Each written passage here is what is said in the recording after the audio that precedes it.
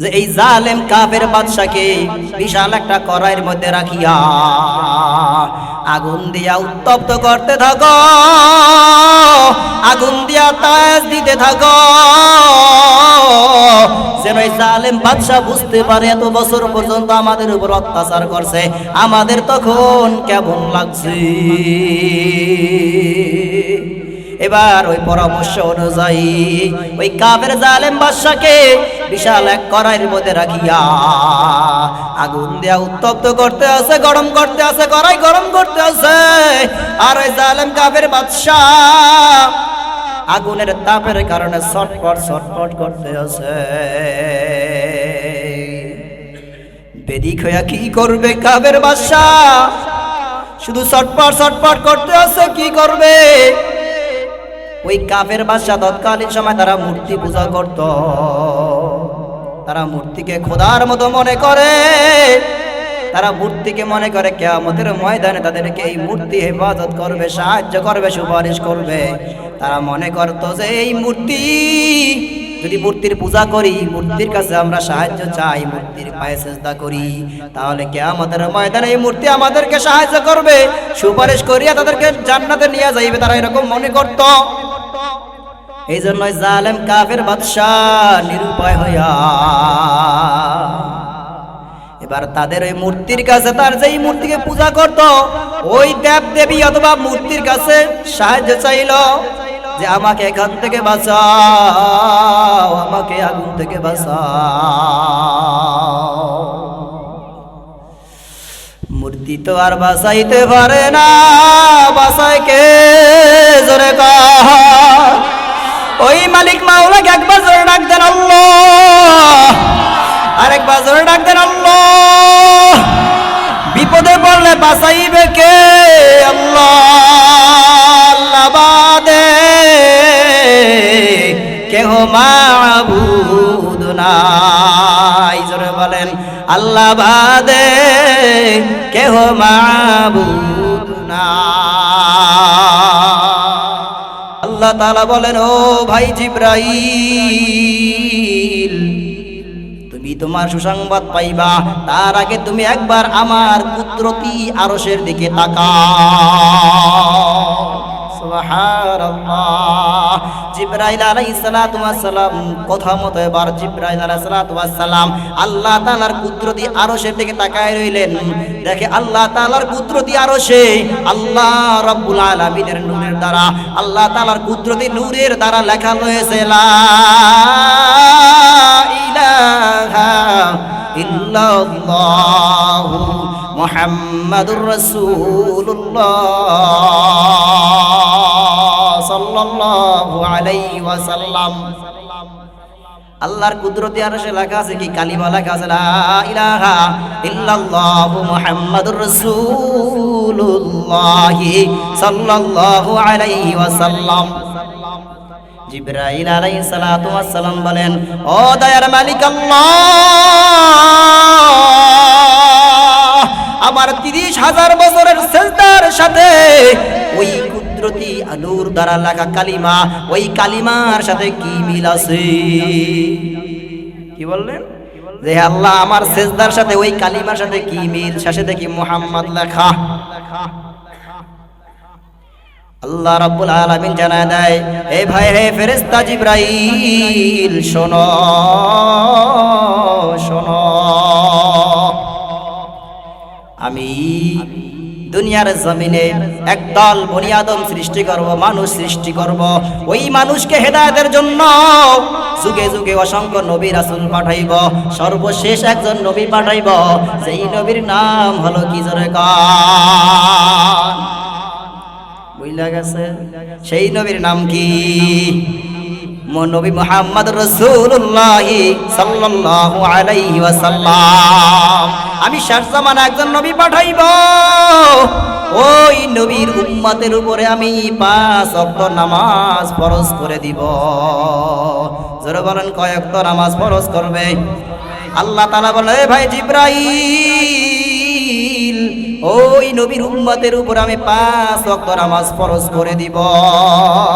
এক এক রাকাতে 2টা করে সিজদা হবে। ওই বনি আদম, ওই যখন বনি আদম আখেরি জামানার নবীর উম্মত যখন সিজদায় গিয়া ডাক দিবে সুবহানা রাব্বিয়াল আ'লা, জোরে কান সুবহানা রাব্বিয়াল আ'লা। সিজদায় গিয়া কোন তাসবিহ পড়তে হয়? জোরে কান সুবহানা রাব্বিয়াল আ'লা। আল্লাহ তাআলা জানায় দেয় ভাই জিবরাইল যখন ওই আখিরি জামানার নবীর উম্মত যখন সিজদায় গিয়া ডাক দিবে সুবহানা রাব্বিয়াল আ'লা, ওই সুবহানা রাব্বিয়াল আ'লা বলার কারণে, বলার মাধ্যমে যেই পরিমাণ নেকি হইবে, ওই তোমার 30,000 বছর সিজদা দিয়া যেই নেকি পাইছ তার চাইতে 40,000 গুণ নেকি বেশি ওই বান্দার আমল নামায় জমা করে দিব। জোরে বলেন সুবহানাল্লাহ। তাহলে জিবরাইল আলাইহিস সালাতু ওয়াস সালাম 30,000 বছর সিজদা দিয়া যেই নেকি পাইছে, মানুষ যদি আখির জামানার নবীর উম্মত আমরা যদি আল্লাহর কুদরতি পায় সিজদা দিয়ে একবার বলি কি জোরে কর সুবহানা রাব্বিয়াল আ'লা, তাহলে জিবরাইল আলাইহিস সালাতু ওয়াস সালাম 30,000 বছর সিজদা দিয়ে যেই নেকি পাইছে তার চাইতে আমাদের আমল নামায় কত গুণ নেকি বেশি থাকবে? জোরে কর 40,000 গুণ, 1 নয় 2 নয় 40,000 গুণ নেকি তার চাইতে আরো বেশি লিখিয়া দিবেন। আল্লাহু ইউযাইফু মান ইয়াশা, আল্লাহ তাআলা যাকে ইচ্ছা 40,000 নয় 40,000 কোটি নেকিও লিখে দিতে পারে। কি আল্লাহর কুদরতি ফান্ডে কি নেকির অভাব আছে? নেকির কোনো অভাব নাই। 40,000 নয় 50,000 নয়, বরং কোটি হাজার কোটি কোটি লক্ষ লক্ষ কোটি কোটি বিলিয়ন ট্রিলিয়ন নেকি জমা করে দিতে পারে। জোরে কয় না? আগে কিন্তু বলে নিছি সুবহানাল্লাহর কি ফজিলত, আগেই বলছি সুবহানাল্লাহর ফজিলত কি? জোরে কন 30 নেকি এবং 20 নেকি এবং 20 গুনাহ মাফ। বলেন 20 নেকি লিখে দেওয়া হবে এবং 20টা গুনাহ মাফ করে দেওয়া হবে। তাহলে সুবহানাল্লাহ কেন বলেন না? জোরে বলেন সুবহানাল্লাহ। যাই হোক, তাহলে আমরা কোন নবীর উম্মত? জনাবে মুহাম্মদ রাসূলুল্লাহ সাল্লাল্লাহু আলাইহি ওয়াসাল্লামের উম্মত। আমাদের উপর কয় ওয়াক্ত নামাজ ফরজ? জোরে বলেন কয় ওয়াক্ত? অনেক কপাল পোড়া বলতেও পারে না কয় ওয়াক্ত নামাজ। সূর্য কোন জায়গা দিয়ে ওঠে কোন দিয়ে ডুবে কপাল পোড়া বলতেও পারে না। কপাল পোড়াকে চিনতেও পারি না। ওই কপাল পোড়া আসলে মুসলমান নাকি হিন্দু? জোরে কন্টেক না ব্যাঠি? মনে হয় আমাদের সমাজে নাই। আমাদের হিজলা বাজারে এক লোক, তাকে আমি ভাবতাম আগে যে সে হিন্দু, দাড়িও নাই, কোনো সময় নামাজও দেখি নাই, টুপিও পরে না, মুসলমানের কোনো কথা বলতেও দেখি না। আমি ওর দীর্ঘদিন পর্যন্ত মনে করতাম হিন্দু, পরে একদিন শুনে সে মুসলমান। এই কপাল পোড়া মুসলমান দিয়া হবে কি? এই কপাল পোড়া মুসলমান দিয়া কাজ হবে কি? এই কপাল পোড়া মুসলমান দুনিয়াও আল্লাহর নিয়ামত থেকে বঞ্চিত, আখিরাতেও আল্লাহর নিয়ামত থেকে বঞ্চিত। দেখতে পারেন হুজুর দুনিয়ার জমিনে তো তারা তো দেখা যায় অনেক বড় ধনী, দেখেন ধনী কিন্তু পরিবারের মধ্যে শান্তি না। ঠিক না ব্যাঠি? অনেক সেনাবাহিনী দেখবেন, পুলিশ দেখবেন, যারা উপরস্থ কর্মকর্তা টাকা কামাই করে ঠিকই, কিন্তু ফ্যামিলির মধ্যে মিল নাই। ঠিক না ব্যাঠি? যাই হোক, আমরা আখির জামানার এতিম নবীর উম্মত, আমাদের উপর কত ওয়াক্ত নামাজ ফরজ? 5 ওয়াক্ত। কয় ওয়াক্ত? জোরে গান 5 ওয়াক্ত নামাজ ফরজ। ফজরে কয় রাকাত? ফজরে কয় রাকাত? কয় 2 রাকাত ফরজ। সুন্নাত সহ মোট কয় রাকাত? জোহরে কয় রাকাত? সুন্নাত ফরজ সহ মোট কয় রাকাত? কপাল পোড়া মুসলমান অনেক বলতে পারে না, ছোট ছোট বাচ্চারা দেখায় বলতেছে জোহরে 10 রাকাত। সুবহানাল্লাহ। কেমনে কিভাবে শিখে? মক্তবে হুজুরে শিখায়। 5 ওয়াক্ত নামাজে কয় রাকাত ফরজ সব শিখায়। দৈনিক নামাজ কয় ওয়াক্ত ওদেরকে পড়ায়। কিন্তু আমরা মুরব্বী অনেক বাবারা আছি নামাজ কয়েক তো জিগাইলেও বলতে পারে না, কোন ওক্তে কত রাকাত নামাজ তাও বলতে পারে না। অনেক যুবক ভাইরা আছে কোন ওক্তে নামাজ কত রাকাত তাও বলতে পারে না। যদি বলা হয় আজকে খেলায় বাংলাদেশের মধ্যে সাকিব আল হাসান কত রান করছে, বলতে পারে না, না পারে? বলে কন, বলতে পারে না, না পারে? কে কয়টা উইকেট পাইছে ভালো হইতে বলতে পারে, কিন্তু আজকে নামাজ দৈনিক কত ওয়াক্ত নামাজ তাও বলতে পারে না। জোহরে কয় রাকাত তাও বলতে পারে না। বেতেরের নামাজ কয় রাকাত বলতে পারে না। আমি একজনকে জিজ্ঞাসা করি একদিন, ভাই তুমি বলো না, বলো দিই দোয়ায় কুনুত পড়তে হয় কোন নামাজে? একজনে কয় জানাজার নামাজে। জোরে কয় নাউজুবিল্লাহ। দোয়া কুনুত পড়তে হবে জানাজার নামাজে। একজনে কয় ঈদের নামাজে, একজনে কয় ফজরের নামাজে দোয়া কুনুত পড়তে হয়। আপনারা কি করেন? বেতেরের দোয়া কুনুত পড়তে হয় কোন নামাজে? আমার মুখ থেকে তো আগেই বের হয়ে গেছে। দোয়া কুনুত পড়তে হয় কোন নামাজে? বেতেরের নামাজে। বেহুশ। এই জন্য আমাদের সন্তানদেরকে দিন শিক্ষা দিতে হবে কি হবে না? জোরে গান হবে কি হবে না? হ্যাঁ, কোন জায়গা থেকে আসলাম যেন? ওই যে জিবরাইল আলাইহিস সালাতু ওয়াস সালামের ঘটনা থেকে আসলাম, যে আল্লাহ তাআলা বলছেন আমি যুগে যুগে নবী রাসূল পাঠাবো। সেই নবীর মধ্যে সর্বশ্রেষ্ঠ নবী কে? জোরে গান হযরত মুহাম্মদ মুস্তাফা সাল্লাল্লাহু আলাইহি ওয়াসাল্লাম। ওই নবীর উপর একটা আল্লাহ তাআলা আসমানি গ্রন্থ নাযিল করছেন। ওই গ্রন্থের নাম কি? জোরে গান, জোরে বলেন, সেই গ্রন্থের নাম কি? এই কোরআনের দাম কেমন? জোরে গান, কোরআনের দাম কত? অনেক বেশি, যার কোনো তুলনা নাই। হাজার হাজার লক্ষ লক্ষ কোটি কোটি টাকা মনে করেন বাজার থেকে কিনে আনে কেউ 200 টাকা, 300 টাকা, 500 টাকায়। এর মধ্যে যে এক একটা হরফ আছে, এক একটা হরফের মূল্য কি 500 টাকা হবে? নাকি কোটি কোটি বিলিয়ন টিলিয়ন দিলে পাবেন? না না, তার চাইতে আরো হাজার হাজার কোটি কোটি গুণে নাকি বেশি, অনেক কোটি কোটি গুণ মূল্য বেশি। যেরকম ঠিক না বেটি?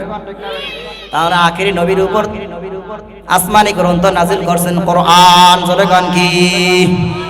কোরআন। এই কোরআনুল কারীমের মধ্যে সূরা আছে মোট কয়টা?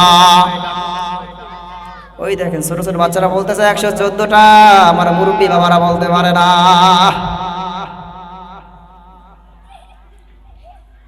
কোরআনের মধ্যে মোট সূরা আছে কয়টা? 114টা।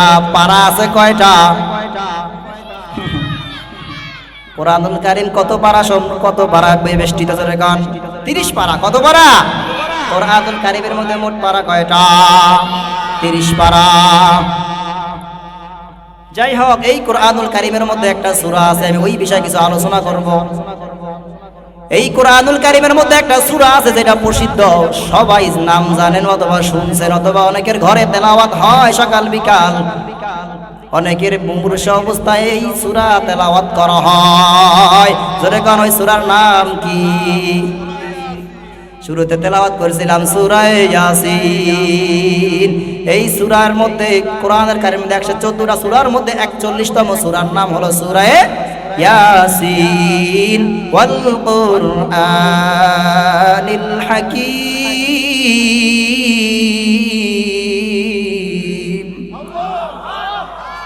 শুনতে মজা নাকি মজা না? নাকি গান শুনতে মজা লাগে? কোরআন তেলাওয়াতের মধ্যে যে কি মজা, যারা তেলাওয়াত করে নাই তারা কোনোদিন বুঝতে পারবে না। আবার কোরআনের সাথে যাদের সম্পর্ক ভালো হয়েছে, মোহাব্বত ভালো হয়েছে, তারা কোরআন পড়তে না পারলেও গভীর রাত্রে উঠিয়া মালিকের পায়ে কুদরতি পায়ে সেজদা দিয়া দোয়া মুনাজাত করিয়া কোরআন তেলাওয়াত করতে শুরু করে। কোরআন তেলাওয়াত করতে না পারলে হাতটা বুলাইয়া দেয়।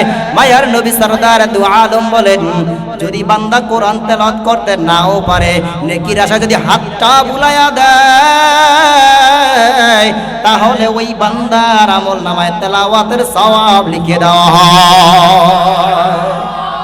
তাহলে কোরআন তেলাওয়াতের দরকার আছে না নাই? ইয়াসিন ওয়াল কুরআনিল হাকীম ইন্নাকা লামিনাল মুরসালিন। এই সূরাটা নাজিল হয়েছে মক্কায়। এই সূরার মধ্যে মোট আয়াতের সংখ্যা কত? 83 না 83টি আয়াত। সূরা ইয়াসিনের মধ্যে আয়াতের সংখ্যা হলো 83, রুকু হইল 5টি। ইয়াসিন, এই ইয়াসিন সূরা তেলাওয়াতের ফজিলত কি? সূরা ইয়াসিন মায়ার নবী সরদার দু আলম জনাবে মুহাম্মদুর রাসূলুল্লাহ সাল্লাল্লাহু আলাইহি ওয়াসাল্লাম ফরমান, ইন্না লিকুল্লি শাইইন কলবান ওয়া কলবুল কুরআনি ইয়াসিন ফামান ক্বরাআহা কাতাবাল্লাহু লাহু বিকিরাআতিহা কিরাআতাল কুরআনি 10 মাররাত। মায়ার নবী সরদার দু আলম বলেন, ইন্না লিকুল্লি শাইইন কলবান, প্রত্যেকটা জিনিসের একটা কলব আছে, প্রাণ কেন্দ্র আছে। আছে না নাই? জোরে গান। মানুষের কলব আছে না নাই? মায়ার নবী সরদার দু আলম বলেন, ইন্না ফিল জাসাদি মুদগাতুন ইযা সালুহা সালুহাল জাসাদু কুল্লুহু ওয়া ইযা ফাসাদাত ফাসাদাল জাসাদু কুল্লুহু আলা ওয়া হিয়াল কলব। মায়ার নবী বলেন, প্রত্যেকটা জিনিসের একটা কলব আছে, প্রাণ কেন্দ্র আছে। ঠিক তেমনি ভাবে মানুষেরও একটা প্রাণ কেন্দ্র আছে। মানুষের কলবের নাম কি? আল্লাহর নবী সরদার দু আলম বলেন, প্রত্যেকটা মানুষের শরীরের মধ্যে একটা গোশতের টুকরা আছে। ইদা সালুহা, যখন ওই বান্দার গোশতের টুকরাটা পরিষ্কার হয়ে যায়, পরিশুদ্ধ হয়ে যায়, ভালো হয়ে যায়, সালুহাল জাসাদু কুল্লুহু, তখন ওই বান্দার গোটা শরীরটাও ভালো হয়ে যায়। ওয়াইদা ফাসাদাত ফাসাদাল জাসাদু কুল্লুহু, আর যখন ওই গোশতের টুকরাটা নষ্ট হয়ে যায়, পচা গন্ধা হয়ে যায়, ফাসাদাল জাসাদু কুল্লুহু, তখন ওই বান্দার গোটা শরীরটাও নষ্ট হয়ে যায়। মায়ার নবীর কথা শুনে সাহাবায়ে কেরাম রাদিয়াল্লাহু তাআলা আলাইহিম আজমাইন বলেন, ইয়া রাসূলুল্লাহ, ইয়া হাবিবাল্লাহ, ওই গোশতের টুকরার নাম কি? মায়ার নবী বলেন, আলা ওয়াহিয়াল কলব, ওই গোশতের টুকরার নাম হলো কলব। জোরে কান সুবহানাল্লাহ। তাহলে মানুষের শরীরের মধ্যে গোশতের, মানুষের শরীরের মধ্যে কলব আছে। তাহলে এই কলব যদি পরিষ্কার হয়ে যায়, তাহলে বান্দার গোটা শরীর কি হয়ে যাবে? পরিষ্কার হয়ে যাবে, পবিত্র হয়ে যাবে, পরিশুদ্ধ হয়ে যাবে, ভালো হয়ে যাবে। আর মায়ার নবী বলেন, এই তাহলে গোশতের টুকরা নষ্ট হয়ে গেলে গোশত সারা শরীর নষ্ট হয়ে যায় কেমনে? মায়ার নবী বলেন, যখন বান্দা বান্দি একটা গুনাহ করবে, ওই বান্দা বান্দি গুনাহ করার সাথে সাথে যখন বান্দা একটা গুনাহ করে, একটা গুনাহ করলে ওই বান্দার কলবের মধ্যে একটা কালো দাগ পড়িয়া যায়। যারা কান্না নাউযুবিল্লাহ।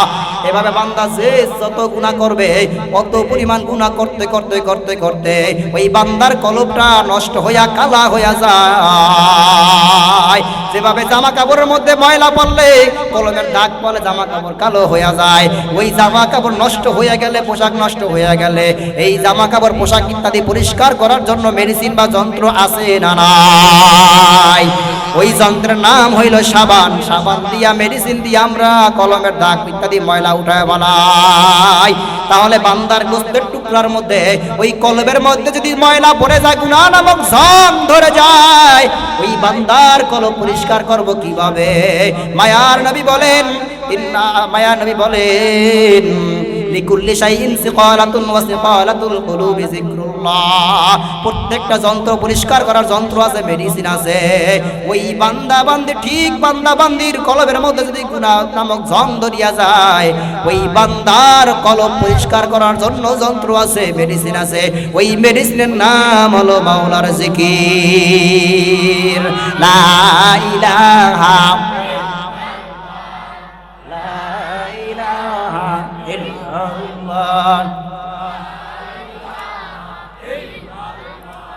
লা ইলাহা ইল্লাল্লাহ, লা ইলাহা ইল্লাল্লাহ।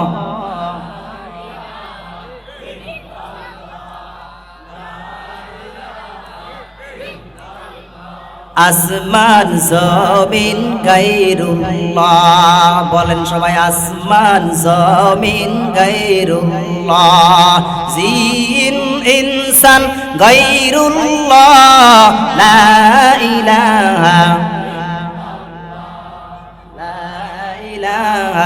ইল্লাল্লাহ, লা ইলাহা লা ইলাহা। মাজার বাজার গায়রুল্লাহ, বলেন মাজার বাজার গায়রুল্লাহ, সেজদা করব এক আল্লাহ, লা ইলাহা লা ইলাহা ইল্লাল্লাহ, লা ইলাহা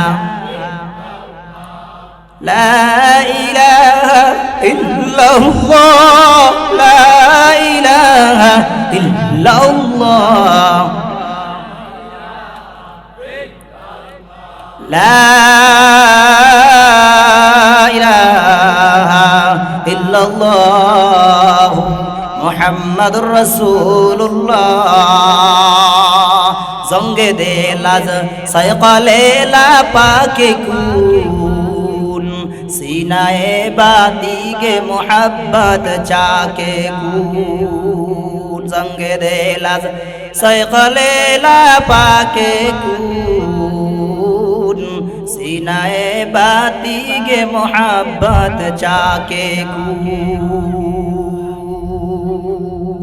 কোন এক কবি বলেন, লা ইলাহা ইল্লাল্লাহর তরবারি দিয়া তোমার গুনাহ নামক জঙ্গের উপর আঘাত করতে থাকো, আঘাত করতে থাকো, লা ইলাহা ইল্লাল্লাহর তরবারি দিয়া কলবের মধ্যে আঘাত করতে থাকো, করতে থাকো, তাহলে তোমার কলব থেকে গুনাহ নামক জংগুলা সব দূর হয়ে যাবে। তাহলে জিকিরের মধ্যে মজা আছে না নাই? যেরকম মজা আছে না নাই? জিকির করা দরকার আছে না নাই? জিকিরের মধ্যে কি মজা, জিকিরের ফজিলত কি শোনেন। বহুদিন আগের ঘটনা, এক দেশের ছিল এক জালেম বাদশা কাফের। ওই জালেম কাফের বাদশার সাথে মুসলমানদের সাথে প্রায় সময় যুদ্ধ বা লড়াই লেগেই থাকতো, লেগেই থাকতো। এক পর্যায়ে ওই জালেম কাফের বাদশাহ মুসলমানদের হাতে বন্দী হয়ে আসে। মুসলমানরা এবার দীর্ঘদিনের প্রতিশোধ নেওয়ার জন্য প্রস্তুত হয়ে গেল। এত বছর পর্যন্ত আমাদের উপর জুলুম অত্যাচার চালাইছ, জুলুম নির্যাতন করছ, আজকে তোমার দীর্ঘদিনের প্রতিশোধ নেব। মুসলমানরা পরস্পরে পরামর্শে বসলো কি করা যায়। এত বছর পর্যন্ত আমাদের উপর জুলুম করছে, এখন তার প্রতিশোধমূলক কি শাস্তি দেওয়া যায়। সবাই পরামর্শ করে এই বিষয়ে উপনীত হইল যে এই জালেম কাফের বাদশাকে বিশাল একটা কড়াইয়ের মধ্যে রাখিয়া আগুন দিয়া উত্তপ্ত করতে থাকো, আগুন দিয়া তাজ দিতে থাকো, যেন এই জালেম বাদশা বুঝতে পারে এত বছর পর্যন্ত আমাদের উপর অত্যাচার করছে, আমাদের তখন কেমন লাগছে। এবার ওই পরামর্শ অনুযায়ী ওই কাফের জালেম বাদশাকে বিশাল এক কড়াইয়ের মধ্যে রাখিয়া আগুন দিয়া উত্তপ্ত করতে আছে, গরম করতে আছে, কড়াই গরম করতে আছে। আর ওই জালেম কাফের বাদশা আগুনের তাপের কারণে ছটফট ছটফট করতে আছে। বেদিক হইয়া কি করবে কাফের বাদশা, শুধু ছটফট ছটফট করতে আছে, কি করবে। ওই কাফের বাদশা তৎকালীন সময় তারা মূর্তি পূজা করত, তারা মূর্তিকে খোদার মতো মনে করে, তারা মূর্তিকে মনে করে কিয়ামতের ময়দানে তাদেরকে এই মূর্তি হেফাজত করবে, সাহায্য করবে, সুপারিশ করবে। তারা মনে করত যে এই মূর্তি, যদি মূর্তির পূজা করি, মূর্তির কাছে আমরা সাহায্য চাই, মূর্তির পায়ে সেজদা করি, তাহলে কিয়ামতের ময়দানে এই মূর্তি আমাদেরকে সাহায্য করবে, সুপারিশ করিয়া তাদেরকে জান্নাতে নিয়ে যাইবে। তারা এরকম মনে করত। এই জন্যই জালেম কাফের বাদশা নিরুপায় হইয়া এবার তাদের ওই মূর্তির কাছে, তার যেই মূর্তিকে পূজা করত, ওই দেব দেবী অথবা মূর্তির কাছে সাহায্য চাইল যে আমাকে এখান থেকে বাঁচাও, আমাকে আগুন থেকে বাঁচাও। মূর্তি তো আর বাঁচাইতে পারে না, বাঁচায় কে জোরে কর। ওই মালিক মাওলাকে একবার জোরে ডাক দেন আল্লাহ, আরেকবার জোরে ডাক দেন আল্লাহ। বিপদে পড়লে বাঁচাইবে কে? আল্লাহ, আল্লাহ বাদে কেহ মাবুদ নাই। জোরে বলেন আল্লাহ বাদে কেহ মাবুদ নাই। ওই জালেম বাদশাহ যখন দেবদেবীর কাছে সাহায্য পাইল না, পাইবে কেমনে? মূর্তি কাউকে সাহায্য করতে পারে? মূর্তি তো নিজেকে নিজেই হেফাজত করতে পারে না। দেখবেন কত সময় দেখবেন বিভিন্ন মন্দিরের মধ্যে মূর্তির পাশায় দেখবেন বাঁশ দিয়া দাঁড়া করা রাখছে। কি কর ঠিক না ঠিক? দেখছেন নাকি দেখেন নাই? না দেখলে আজকে গিয়া দেখিয়া রাখেন, বাঁশ দিয়া দাঁড়া করা রাখছে। ওই মূর্তি নিজেই তো দাঁড়াইতে পারে না। পারে? মূর্তি নিজেই তো দাঁড়াইতে পারে না, তাহলে এই মূর্তি আবার কিয়ামতের ময়দানে কিভাবে অন্যকে আবার সুপারিশ করবে? মূর্তির সামনে খাবার রাখে, খাবার আসিয়া কুকুরে খায়া যায়। ওই মূর্তি কুকুরকেও তাড়াইতে পারে না। জোরে কান ঠিক না ঠিক? সাহাবায়ে কেরাম রাদিয়াল্লাহু তাআলা আলাইহিম আজমাইন, সাহাবায়ে কেরামদেরকে নিয়ে প্যারে নবী সরদার দু আলম ফজরের নামাজ পড়িয়া প্রায় সময় মসজিদে নববীর মধ্যে বসতেন। সাহাবায়ে কেরামদের কাছ থেকে শুনতেন তাদের হালত, কে কিভাবে মুসলমান হয়েছে। একদিন এক সাহাবী বলেন, ইয়া রাসূলুল্লাহ, ইয়া হাবিবাল্লাহ, শোনেন শোনেন, আমি মুসলমান হওয়ার আগে আমি মূর্তি পূজা করতাম, আমি দেবদেবী পূজা করতাম। দেখবেন যারা মূর্তি পূজা করে, ছোট্ট একটা মূর্তি বানায় সাথে রাখে, অথবা দোকানের মধ্যে ব্যবসা প্রতিষ্ঠান, স্বর্ণকারের দোকান কোন যেখানেই বলেন না কেন, ছোট্ট একটা মূর্তি বানায় রাখে কি রাখে না? ছোট্ট একটা মূর্তি বানায় রাখে। ঠিক ওই সাহাবী বলতেছেন, ইয়া রাসূলুল্লাহ, ইয়া হাবিবাল্লাহ, আমি একবার সফরে গেলাম কাফের থাকা অবস্থায়। যেহেতু আমরা মূর্তি পূজা করতাম, আটার খামিরা দিয়া ছোট্ট একটা মূর্তি বানায়া আমি সঙ্গে করিয়া নিয়ে গেলাম। যখন আমার ইস্তেঞ্জার প্রয়োজন হইল, পেশাবের ব্যাগ হলো, আমি মূর্তিটা রাখিয়া একটু পাশে গিয়া যখন ইস্তেঞ্জা করতে বসলাম, ইয়া রাসূলুল্লাহ, ইয়া হাবিবাল্লাহ, আমি ফিরিয়া আসিয়া দেখি ওই আটার খামিরা দ্বারা তৈরিকৃত ছোট মূর্তিটাকে কুকুরে টানিয়া টানিয়া তার পা গুলা ছিঁড়ে ফিরে খেয়ে ফেলতে আছে। পাও, হাত পাও ছিঁড়ে ফেলে ছিঁড়া খায়া ফেলাইতে আছে। সাহাবী বলতেছেন, ইয়া রাসূলুল্লাহ, ইয়া হাবিবাল্লাহ, আমরা বিশ্বাস করতাম মূর্তি আমাকে সাহায্য করবে।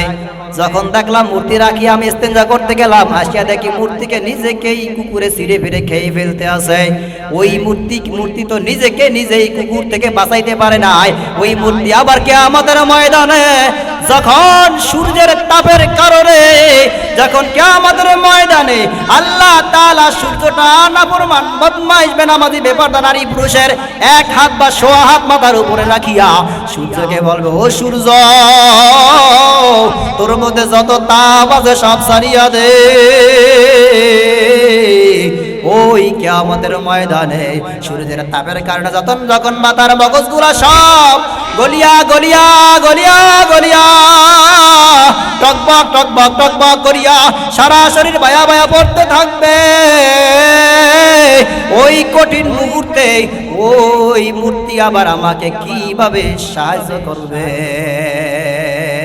ইয়া রাসূলুল্লাহ, ইয়া হাবিবাল্লাহ, যখন দেখলাম এই মূর্তি নিজেকেই নিজে বাঁচাইতে পারে না, আমাকে আবার কিয়ামতের ময়দানে কিভাবে বাঁচাইবে? আমাকে দুনিয়ার মধ্যে আমাকে বরকত দিবে কিভাবে, সাহায্য করবে কিভাবে? ইয়া রাসূলুল্লাহ, আমি চিন্তা ভাবনা করিয়া সাথে সাথে কালিমা পড়িয়া লা ইলাহা ইল্লাল্লাহু মুহাম্মাদুর রাসূলুল্লাহ। এই কালিমা পড়ি আমি রাসূল, সাথে সাথে মুসলমান হয়ে গেলাম। জোরে কোন সুবহানাল্লাহ। এবার চলেন আগের ঘটনায় চলেন। জালেম বাদশা যখন তার মূর্তির কাছে বা দেব দেবীর কাছে যখন সাহায্য চায় পাইল না, এবার জালেম বাদশা নিরুপায় হইয়া বলতে আছেন, শুনছি নাকি মুসলমানের একজন খোদা আছে, ওই খোদার কাছে যখন কোন বান্দা তওবা করিয়া মাওলাকে মাওলা বলে ডাক দেয়, আল্লাহ তাআলা সাথে সাথে তার পিছনের গুনাহগুলি মাফ করিয়া দেয়। এবং ওই আল্লাহর কাছে সাহায্য চাইলে আমার আল্লাহ সাথে সাথে সাহায্য করে। দেখি এবার গোপনে কালিমা ভরিয়া তওবা করিয়া মাওলার কাছে সাহায্য চাইয়া মাওলা মাফ করে নাকি, মাওলা আমাকে এখান থেকে বাঁচায় নাকি। আল্লাহ আল্লাহ। জালেম বাদশা এবার যখন ওই মূর্তির কাছে সাহায্য পায় নাই, সাহায্য না পাইয়া এবার গোপনে মালিককে ডাক দিল, গোপনে তো কালিমা পড়ল, লা ইলাহা ইল্লাল্লাহু মুহাম্মাদুর রাসূলুল্লাহ।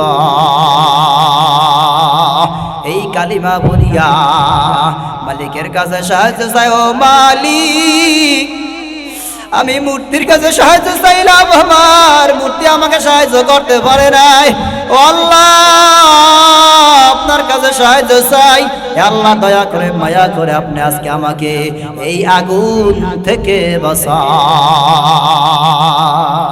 এই কথা বলিয়া ওই বান্দা ওই জালেম বাদশা জিকির শুরু করিয়া দিল, লা ইলাহা ইল্লাল্লাহ, লা ইলাহা ইল্লাল্লাহ। এই জিকির করতে আছে আল্লাহ তাআলা সাথে সাথে আসমান থেকে বৃষ্টি বর্ষণ করিয়া ওই আগুন নিবাইয়া দিলে এবং কড়াইটা ঠান্ডা হইয়া গেল। ওই জালেম বাদশা এবার জিকির করতেই আছে, জিকির করতেছে, লা ইলাহা ইল্লাল্লাহ জিকির করতেই আছে। হঠাৎ আল্লাহ পাক রব্বুল আলামিন আসমান থেকে এমন জোরে একটা বাতাস পাঠায় দিল, এমন জোরে একটা ঝড় তুফান পাঠায় দিল, যেই ঝড় তুফানের কারণে ওই কড়াই সহ ওই জালেম বাদশাকে উড়াইয়া ওই দেশের শহরের মধ্যে নিয়ে ফেলাইছে। যেই শহরের সমস্ত মানুষগুলা ছিল কাফের, আর ওই জালেম বাদশার জবানে চলতে আছে কিন্তু লা ইলাহা ইল্লাল্লাহ। যখন ওই শহরের কাফেররা দেখলো জালেম বাদশার এই অবস্থা কেন, জিজ্ঞাসা করলেন, ভাই আপনি তো আমাদের বাদশা, আপনার অবস্থা এরকম কেন? বলতে আছেন, শোনো শোনো, আমরা যেই মূর্তি পূজা করতাম ওই মূর্তির কাছে আমি আগুন থেকে সাহায্য চাইলাম, মুসলমান আমাকে শাস্তি দিতেছিল, আমি প্রথমে মূর্তির কাছে সাহায্য চাইলাম, মূর্তি আমাকে সাহায্য করতে পারে নাই। আমি কালিমা পড়ি আমি মাওলার কাছে সাহায্য চাইলাম, মুসলমানের খোদা, এখন আমারও খোদা, আমি আল্লাহর কাছে সাহায্য চাইলাম, হে আল্লাহ আমাকে বাঁচাও, আমাকে বাঁচাও। এই দোয়া করতে দেরি আর আল্লাহ তাআলা আমাকে ওই আগুন থেকে বাঁচাইতে আর দেরি করে না।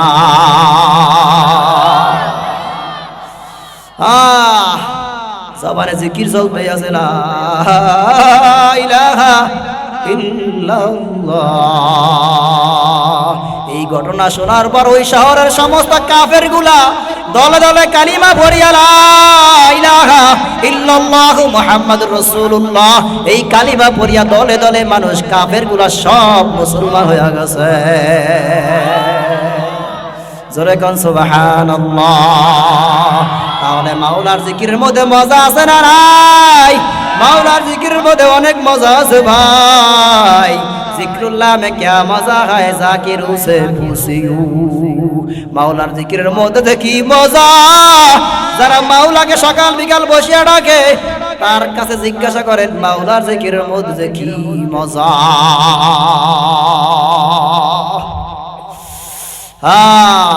সূরা ইয়াসিনের তেলাওয়াত থেকে চলে গেলাম ওখানে আল্লাহ রাসূল সাল্লাল্লাহু আলাইহি সাল্লাম বলছিলাম ইয়াসিন সূরার ফজিলত এক নাম্বার কি বলছিলাম যে যেই ব্যক্তি ইয়াসিন সূরা হলো গোটা কুরআনুল কারীমের কলব কুরআনুল কারীমের প্রাণ কেন্দ্র হলো সূরা ইয়াসিন লিকুল্লি শাইইন আল্লাহ তাআলা বলেন ইন্না লিকুল্লি শাইইন কলবান ওয়া কলবুল কুরআন ইয়াসিন প্রত্যেকটা জিনিসের কলব আছে ওই কলবে আলোচনা করতে গিয়ে চলে গেলাম এখানে প্রত্যেকটা জিনিসের কলব আছে ঠিক কুরআনুল কারীমের একটা কলব আছে আল্লাহ রাসূল বলেন সেই কলবের নাম হলো সূরা ইয়াসিন সুবহানাল্লাহ ফামান করাআহা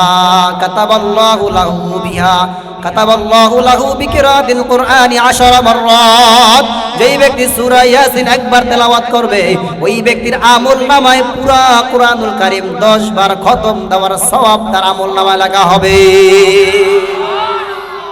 একবার বললে কতবার পুরা কুরআনুল কারীম 10 বার খতম দিলে যেই পরিমাণ সওয়াব সূরা ইয়াসিন একবার তেলাওয়াত করলে সেই পরিমাণ সওয়াব ধরে বলেন সুবহানাল্লাহ আল্লাহ রাসূল আরো বলেন ইকরাউ সূরাতা ইয়াসিন আলা মাউতাকুম সূরা ইয়াসিন তোমরা মুমূর্ষু ব্যক্তির কাছে বসিয়া পড়ো মুমূর্ষু যে ব্যক্তি মৃত্যুর যন্ত্রণায় ভুগতেছে ওই ব্যক্তির কাছে সূরা ইয়াসিন তেলাওয়াত করো সূরা ইয়াসিন তেলাওয়াত করলে মৃত্যুর যন্ত্রণা আসান করে দিবে কে সূরা ইয়াসিন তেলাওয়াত করলে ওই ব্যক্তির মৃত্যু যন্ত্রণা আল্লাহ তাআলা আসান করে দিবেন আল্লাহ রাসূল আরো বলেন যদি কোনো ব্যক্তি সূরা ইয়াসিন ফজরের সময় তেলাওয়াত করে আল্লাহর নবী সরদার দু আলম বলেন ওই ব্যক্তিকে সারা দিন আল্লাহ তাআলা সুখ শান্তিতে বসবাস করার তৌফিক দান করবে আবার যেই ব্যক্তি মাগরিবের পরে সূরা ইয়াসিন তেলাওয়াত করবে ওই ব্যক্তিকে আল্লাহ রাব্বুল আলামিন সারা রাত সুখ শান্তিতে থাকার মতো তৌফিক দান করবে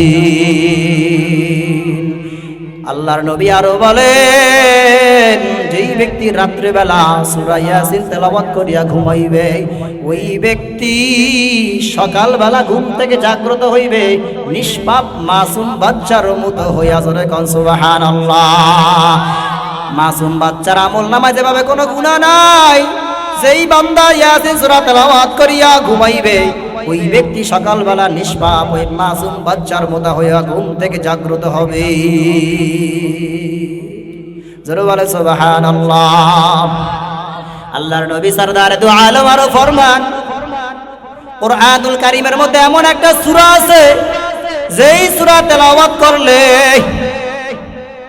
কিয়ামতের ময়দানে কঠিন মুসিবতের দিনে যেই সূরা ওই তেলাওয়াতকারীর জন্য সুপারিশ করবে জোরে কোন সুবহানাল্লাহ ওই সূরার নাম হলো সূরা ইয়াসিন সূরা ইয়াসিন তেলাওয়াতকারীকে কিয়ামতের ময়দানে সুপারিশ করবে কে সূরা ইয়াসিন কিয়ামতের ময়দানে সুপারিশ করবে জোরে বলেন সুবহানাল্লাহ আল্লাহর নবী আরো বলেন যেই ঘরের মধ্যে সূরা ইয়াসিন তেলাওয়াত হবে ওই ঘরের মধ্যে রহমত বরকত নাজিল করবেন কে যেই ঘরের মধ্যে সূরা ইয়াসিন তেলাওয়াত হবে ওই ঘরের মধ্যে সুখ শান্তি দান করবে কে আল্লাহ পাক রব্বুল আলামিন আরো রাসূল বলেন যেই ব্যক্তি কঠিন মুসিবতের সময় যে কোনো জটিল কঠিন বিষয়ের সময় যেই ব্যক্তি সূরা ইয়াসিন 41 বার তেলাওয়াত করিয়া আল্লাহর কাছে দোয়া করবে আল্লাহ তাআলা ওই বান্দার ওই জটিল ও কঠিন কাজকে আসান করে দিবে সহজ করে দিবে এই সূরা ইয়াসিন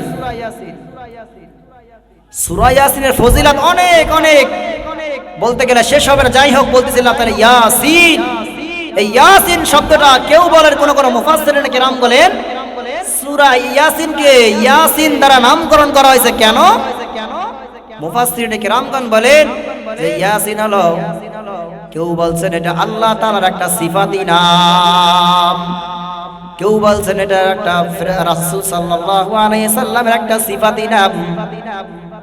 হুরুফে মুকাত্তাআত। ইয়াসিনের অর্থ কি? আল্লাহু আ'লাম বিমুরাদিহি, এর অর্থ আল্লাহ পাক রব্বুল আলামিন ভালো করেই জানেন। এর অর্থ আল্লাহ তাআলা নবীকে পর্যন্ত জানতে দেয় নাই। এটার হিকমত ইয়াসিন দ্বারা যে কি বুঝাইছে এর অর্থ একমাত্র আল্লাহ পাক রব্বুল আলামিনই জানেন, আর কেউ জানে না।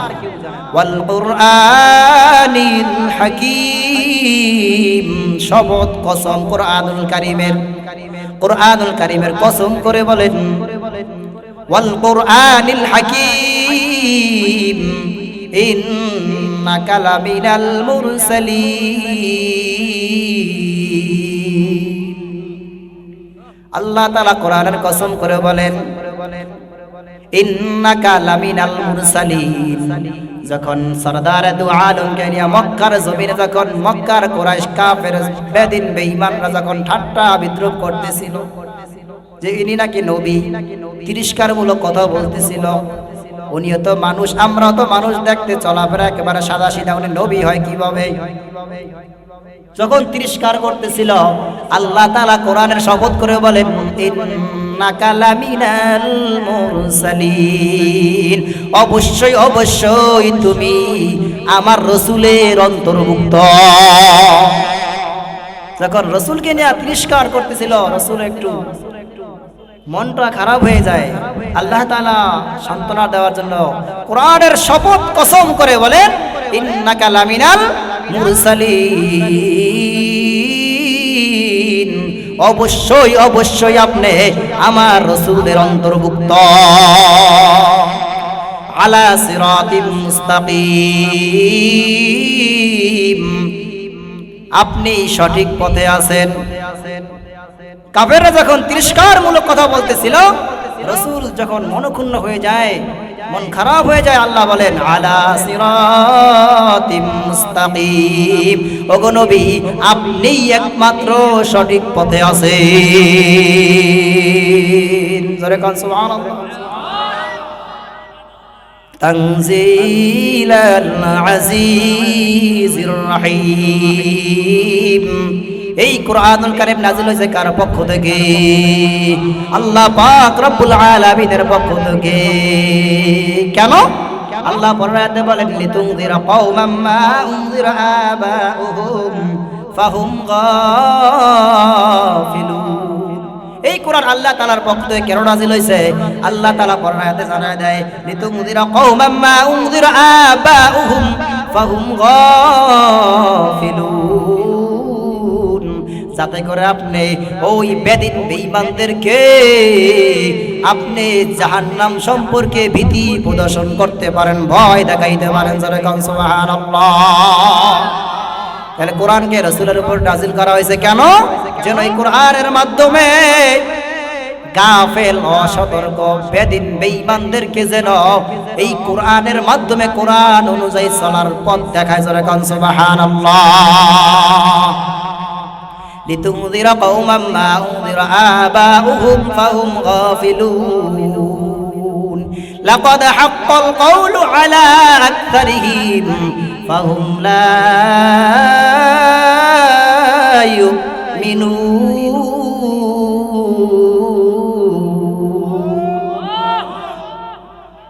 লাকাদ হাক্কাল কওলু, আল্লাহ তাআলা জানায় দেয় লাকাদ হাক্কাল কওলু, অবশ্যই অবশ্যই কথা বাস্তবায়িত হয়ে আছে।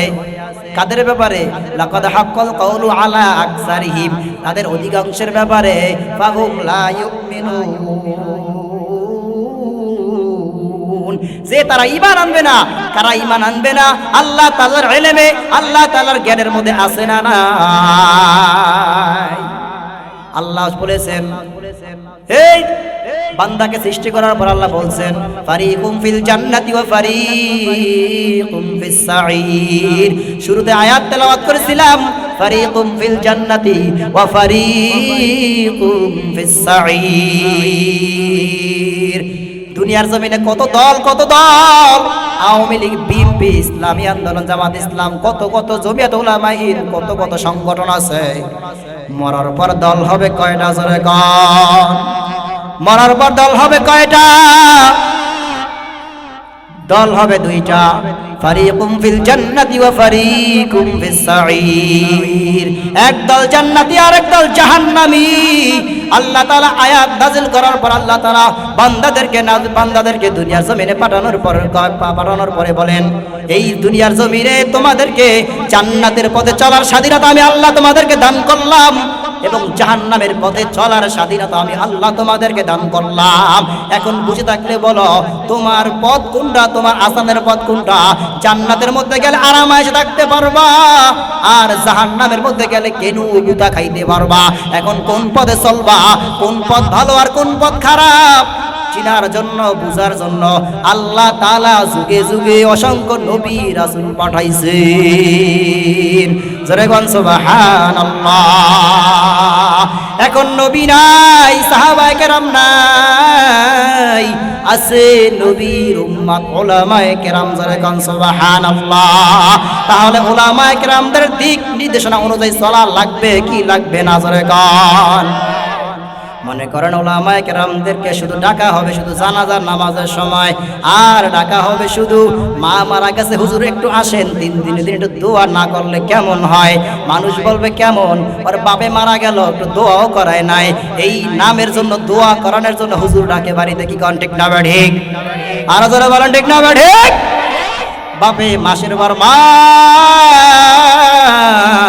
ঘরে বসিয়া অসুস্থ অবস্থায় কাতরাইতে আছে, মেডিকেলে সিটে বসিয়া কাতরায়, ভালো কোনো চিকিৎসার ব্যবস্থা করে না। যখন মারা যায় এবার বড় রেন্ডি গাছটা বেচা শুরু করে। জোরে কন্টেক্ট না ঠিক? কোথায় আছে বড় রেন্ডি গাছ? বাগানের মধ্যে গিয়ে দেখে রেন্ডি গাছ বড় আছে কোনটা, মোটা আছে কোনটা, বেচা লাগবে। কেন বেচা লাগবে? তাই বাহের নামে একটু মিলাদ পড়ামু। বাহের নামে কি পড়াইবে? জোরে কান কি পড়াইবে? এরে কপাল পোড়া, কপাল এমন পোড়া পড়ছে, অসুস্থ অবস্থায় চিকিৎসা করাইতে পারে না, এবার মরছে। মরার পরে এবার বড় গাছটা বিক্রি করে, গরু বিক্রি করে, টাকা বেচার মতো কোনো জিনিস না পাইলে এবার সুদের উপর টাকা নিয়ে দোয়া করে। জোরে কান ঠিক না ঠিক? এরকম প্রমাণ মনে হয় নাই দুনিয়ার জন্য, আছে না নাই? বহুত আছে আমার জীবনে, আমি দেখছি, অনেক দেখছি, শুনছিও। সুদের টাকায় না পোলাপান বলে পড়ালেখাও করায়, তোর এই পড়ালেখার পোলাপান জীবনে মানুষ হতে পারবে না। হারাম পন্থা অবলম্বন করে আবার ভালো হবে আশা আছে কোনো? হ্যাঁ, সুদের টাকায় না বাবার নামে মিলাদ পড়ায়, চিকিৎসা করাইতে পারে না, এবার মরার পরে গাছটা বিক্রি করে। বোঝা গেল হ্যাঁ হুজুরে দোয়া করবো, যা করার কাম হুজুরেই করো। হ্যাঁ, কপাল পোড়া মুসলমান। বাবা থাকতে বাবার মর্ম বুঝো না। আজকে এই চেয়ারে বসছি বাবার দোয়ার মাধ্যমে, মায়ের দোয়ার মাধ্যমে। আজকে আমি আবু বকরের এই চেয়ারে বসার যোগ্যতা আমার নাই। এলাকার মানুষ ভালো পায়, মহাব্বত করে, বসার সুযোগ দিছে। আমার মা বাবার দোয়ার মাধ্যমে আজকে আমি এখানে বসতে পারছি। জোরে গান ঠিক না বেঠে? আমার বাবা পাশে আজকে বসা, জিজ্ঞাসা করিয়া দেখিয়ে গভীর রাতে মালিক মাওলার কুদরতি পায়ে সেজদা দিয়া আমি আবু বকরের জন্য কত রাত্রে দোয়া করছে। এ যুবক ভাই, বাবা থাকতে বাবার মর্ম বোঝো না, মা থাকতে মায়ের মর্ম বোঝো না। বাবা নামক ছাতাটা যখন মাথার থেকে উড়িয়া যাইবে, মা নামক ঘোড়াটা যখন দুনিয়া থেকে বিদায় হইয়া যাবে, হাজারো কান্না করলে কিন্তু আর কোনোদিন মায়ের মতো মা মিলাইতে পারবে কি পারবে না? কোশ্চিন কালেও মিলাইতে পারবে না। জোরে কান ঠিক না বেড়ি? আজকে তুমি বাবার চিকিৎসা ভাতা দাও না, চিকিৎসা করাইতে পারো না, তোমার মেয়ে অসুস্থ হইয়া পড়লে কার কাছ থেকে টাকা নিয়ে চিকিৎসা করবা সেই ব্যবস্থা করতে পারে কি পারে না? জোরে গান কথা কয় না, পারে কি পারে না? ধরা খাইছে, কারণ আসল জায়গায় ধরা খাইছে জন্য কথা কয় নাই। আসল জায়গায় এবার বেরেক হয়েছে, কথা কয় নাই জন্য ধরা খাইছে। এবার নিজের সন্তান যখন অসুস্থ হইয়া পড়ে, পকেটে টাকা নাই, কার কাছে যাবে? ভাই আমাকে 500 টাকা দাও, 1000 টাকা দাও, আমার সন্তানটাকে ডাক্তার দেখান লাগবে। সন্তানের মর্ম বুঝলা, বাবার মর্ম বোঝো না, মায়ের মর্ম বোঝো না।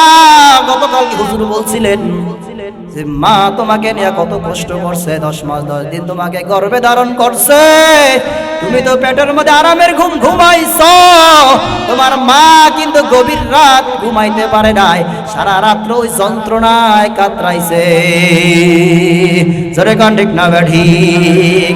এ মুসলমান, সবার একদিন চলে যাইতেই হবে মুসলমান, কেউ থাকতে পারবে না। এক সময় আমি গর্ব করিয়া বলতাম আমার দাদা আছে, দাদি আছে, নানা আছে, নানি আছে।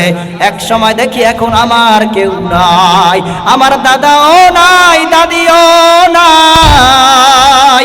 এর আগের বছর মাহফিলের সময় এখানে যখন মাহফিল করতে আসলাম, বয়ান করতে আসলাম, স্টেজে আসার আগে আমার দাদির কাছ থেকে দোয়া নিয়ে আসলাম।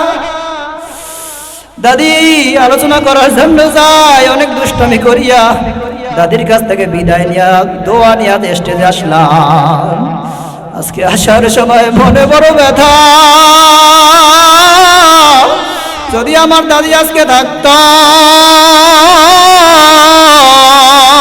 তাহলে আজকে দাদির কাছে বলে আসতে পারতাম, দোয়া নিয়ে আসতে পারতাম।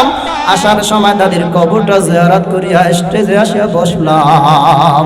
এই যুবক ভাই, মা থাকতে মায়ের মূল্যায়ন করো, বাবা থাকতে বাবার মূল্যায়ন করো। বাবা যখন চলিয়া যাইবে মুসলমান, মা যখন চলিয়া যাইবে আর কিন্তু খুঁজিয়া পাবা না। এই জন্য ভাইরে বুঝ, ভাইরে বলি, বন্ধুরে বলি, ও হিজড়া এলাকার মুসলমান, ও আমার যুবক ভাই, ও পর্দার মা, আমার বোনেরা, মা বাবাকে কষ্ট দিবা না। মা বাবার কাছে কষ্ট দিয়ে থাকলে আজকে আমি এখানে বলতে আছি, আজকেই মা বাবার কাছ থেকে, মা বাবার কাছ থেকে দাবি ছাড়া নাও, মা বাবার কাছে দোয়া চাও। মা বাবার দোয়া ছাড়া দুনিয়ার মধ্যে কেউ সফল হইতে পারবে না, আখিরাতে গিয়েও সফল হইতে পারবে না।